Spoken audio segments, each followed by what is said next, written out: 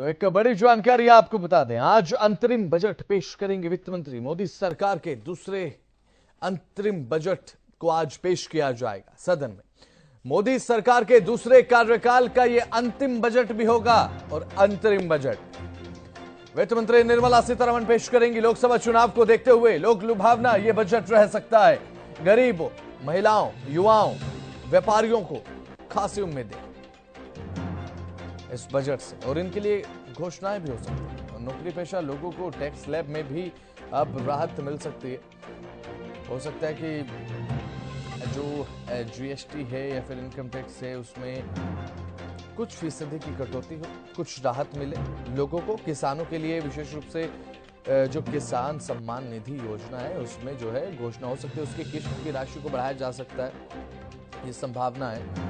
हालांकि निर्मला सीतारमण वित्त मंत्री पहले भी ये कह चुके हैं कि अंतरिम बजट है, कोई बेहद बड़ी घोषणा इस दौरान नहीं होगी, लेकिन उसके बावजूद भी लोगों की उम्मीदें इस अंतरिम बजट से बेहद ज्यादा हैं। लोग एक टकी लगाए आज सदन की तरफ देखेंगे जब वहां से कोई बड़ा ऐलान होगा।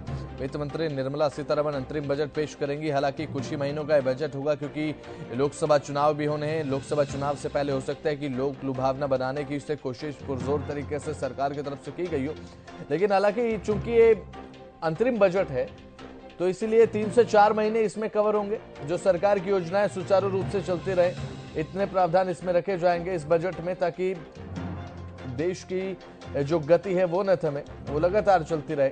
और नई सरकार के गठन के बाद आम बजट पेश किया जाएगा, लेकिन आज अंतरिम बजट पेश करेंगे वित्त मंत्री।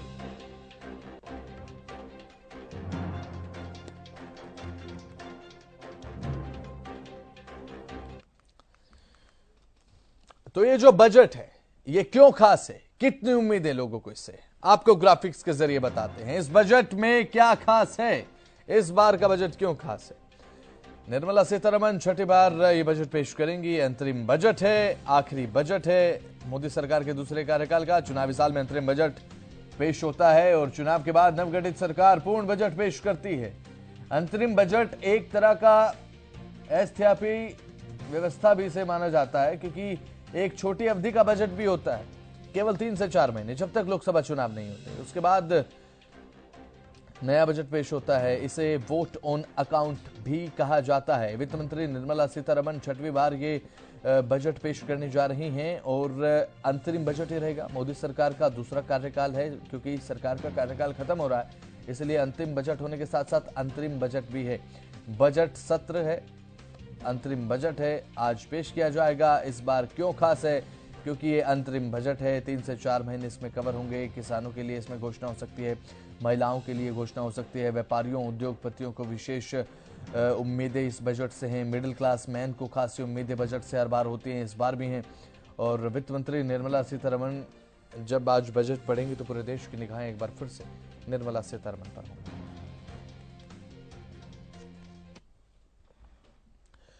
तो वहीं वित्त मंत्री निर्मला सीतारमण का आज 11 बजे तक का शेड्यूल क्या रहेगा, क्योंकि 11 बजे बजट पेश होगा। आपको ग्राफिक्स के जरिए हम दिखाते हैं। सुबह 8:15 पर वित्त मंत्री टीम के साथ फोटो सेशन कराएंगी। सुबह 8:45 पर वित्त मंत्री की राष्ट्रपति से मुलाकात भी होनी है। सुबह 9:15 पर वित्त मंत्री का संसद पहुंचने का समय है। सुबह 10 बजे कैबिनेट की बैठक से बजट को हरी झंडी मिलेगी और सुबह 11 बजे वित्त मंत्री बजट पेश करेंगी, बजट को पढ़ना शुरू कर देंगी और सुबह 11 बजे अंतरिम बजट देश के सामने होगा।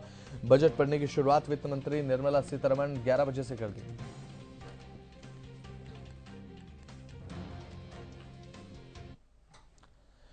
तो इस बजट में क्या खास होगा, यह बजट कैसा हो सकता है, क्या महत्वपूर्ण घोषणाएं, ग्राफिक्स के माध्यम से आपको बताते हैं। चुनाव को ध्यान में रखते हुए लोक लुभावना हो सकता है बजट। कई बड़ी लोक लुभावनी घोषणाएं भी इसमें की जा सकती हैं, क्योंकि लोकसभा चुनाव भी है। टैक्स पेयर्स को राहत देने के लिए टैक्स स्लैब में बदलाव किया जा सकता है, टैक्स में कटौती की जा सकती है। सरकारी कर्मचारियों को भी फायदा मिल सकता है, किसानों को बड़ी राहत दी जा सकती है। जैसे कि हमने आपको बताया, महिला सुरक्षा से जुड़ी योजनाओं की घोषणा हो सकती है और गरीबों, युवाओं पर खास फोकस रह सकता है और किसान सम्मान निधि की जो राशि है वो हो सकता है कि बढ़ाई जाए। इस दौरान आयुष्मान भारत योजना के तहत घोषणाएं हो सकती हैं। सरकारी योजनाओं के लाभार्थियों का दायरा बढ़ाने की घोषणा वित्त मंत्री निर्मला सीतारमण इसमें कर सकती हैं, क्योंकि लोकसभा चुनाव भी है। जाहिर सी बात है अपनी तरफ से पूरा प्रयास यहाँ पर रहेगा वित्त मंत्री निर्मला सीतारमण का कि पूरे तरीके से इस बजट को एक तरीके से लोक लुभावना बना दिया जाए, क्योंकि लोकसभा चुनाव देश के मुहाने में।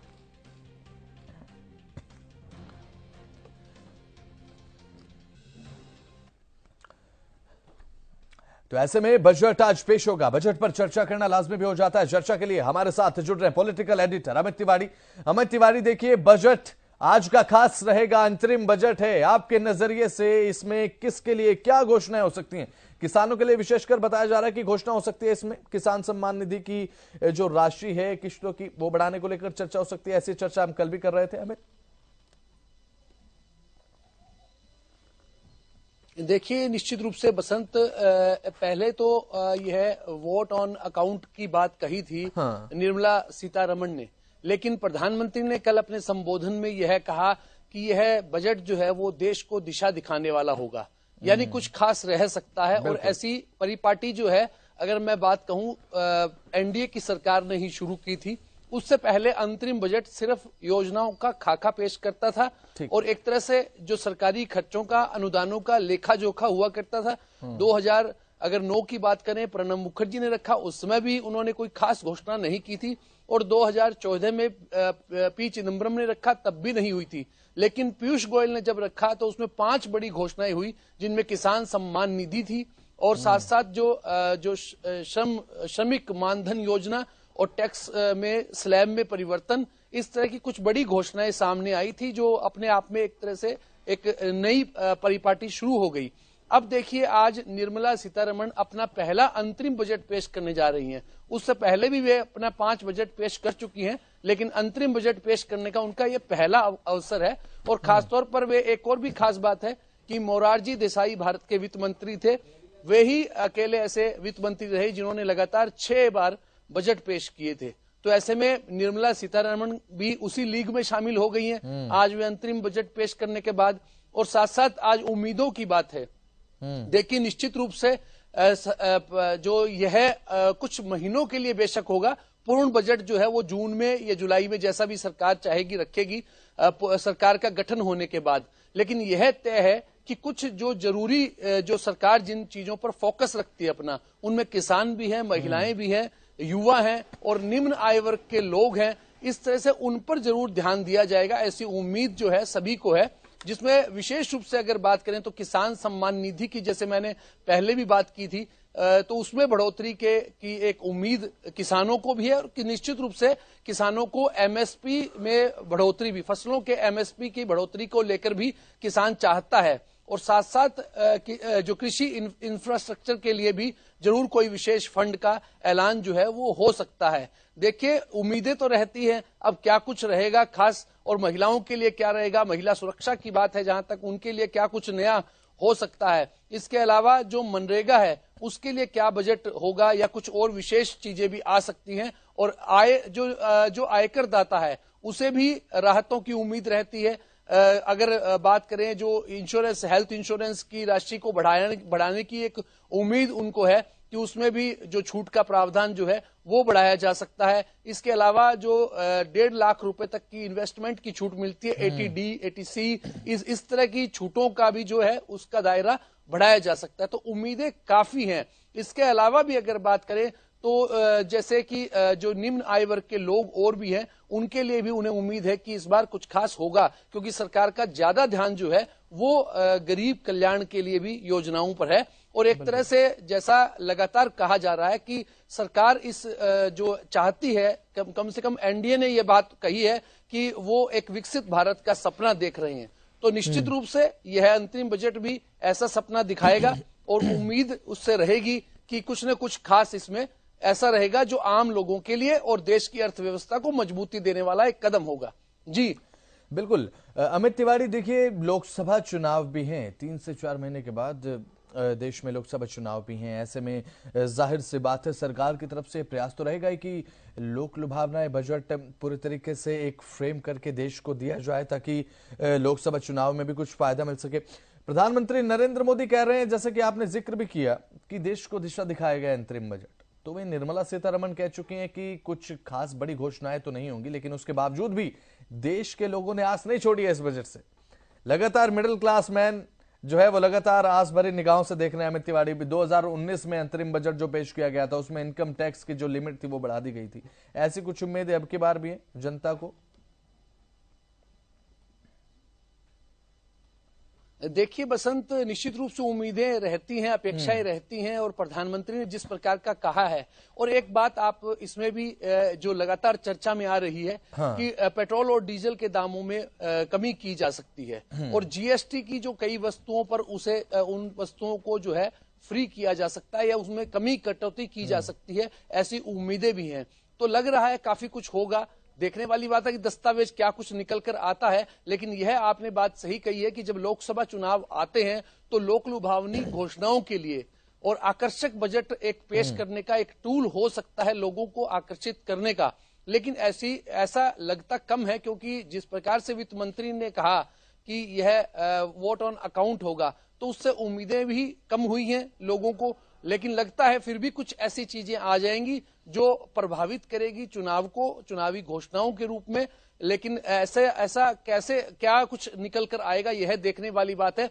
फिलहाल के लिए यह जरूरी है कि जो सरकार है वो कुछ जो किसानों के लिए, जैसे मैंने पहले कहा कि उनके कल्याण के लिए कुछ कदम बड़े उठा सकती है, और महिलाओं के लिए, युवाओं के लिए एक रोजगार का बड़ा मुद्दा है, तो रोजगार देने के लिए क्या कुछ नया एजेंडा या कितने रोजगार सृजन किए जाएंगे, और खास तौर पर युवाओं के लिए क्या कुछ नया लाया जाएगा, ऐसी योजनाओं पर जरूर एक चर्चा इसमें बजट में रह सकती है, जिसको पूर्ण रूप जो है चुनावों के बाद दिया जाएगा। और एक बात और खास तौर पर मैंने कल भी चर्चा में कहा था बसंत आपके साथ कि इसमें राम रथ पर सवार है भारतीय जनता पार्टी और एनडीए। और एक बात देखिए, प्रधानमंत्री ने भी कल अपने संबोधन की शुरुआत राम राम से की थी और समापन भी राम राम से किया था, तो सीधा स्पष्ट संदेश है कि राम राम है और सकारात्मक माहौल है, और 5 ट्रिलियन की अर्थव्यवस्था बनाने का एक एजेंडा, विकसित भारत के को बनाने का एक एजेंडा वो सरकार रखती है लोगों के सामने, और चाहती है कि हमारी अर्थव्यवस्था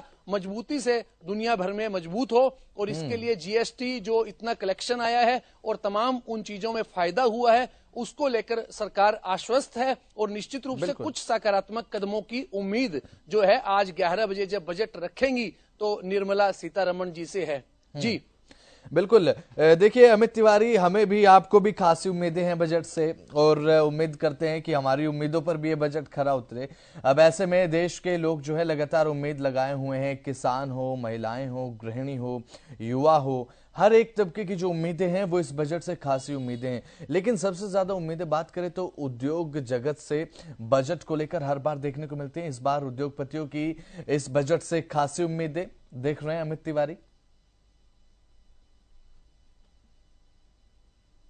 निश्चित रूप से समाज के तमाम वर्गों को उम्मीद तो रहती है, और खासतौर पर जब औद्योगिक विकास की बात आए तो देश में सकारात्मक माहौल बनाने के लिए उद्योगों के प्रति, और जिस प्रकार से आत्मनिर्भर इंडिया की और मेक इन इंडिया की बात जब हमेशा प्रधानमंत्री ने की है, और छोटे दस्तकारों के लिए जो लोग हैं, छोटे उद्योग चलाते हैं, लघु उद्योगों के लिए, और जो बड़ी इंडस्ट्रीज है उनके लिए भी, खासतौर पर उनके जो बिजली पानी के जो इंफ्रास्ट्रक्चर है और दूसरी तमाम उनको सुविधाएं देने की बात है, इकोनॉमिक जोन बनाने की बात है।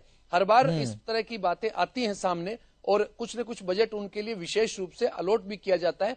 लेकिन इस बार जो अगर बात किया जाए तो बड़ों की बजाय छोटों पर ध्यान दिया जाएगा, और निश्चित रूप से पिछले आप देखिए कि जब भी प्रधानमंत्री ने कोई योजना लाई है तो विशेष रूप से उनका फोकस जो है समाज के निम्न वर्ग की तरफ रहा है, चाहे उन्हें गरीब कल्याण योजना के तहत अनाज वितरण की बात हो या दूसरी तमाम सुविधाएं देने की बात हो। तो ऐसे में लगता है कि इस बार जो फोकस अगर अंतरिम बजट में कोई बड़ी राहतें, बड़ी घोषणाएं की गई तो उस पर ज्यादा जो उनका जो दारोमदार है उन घोषणाओं का वो ज्यादा बेनिफिट जो मिलेगा वो गरीब लोगों को मिलेगा, निम्न आय वर्ग के लोगों को मिलेगा।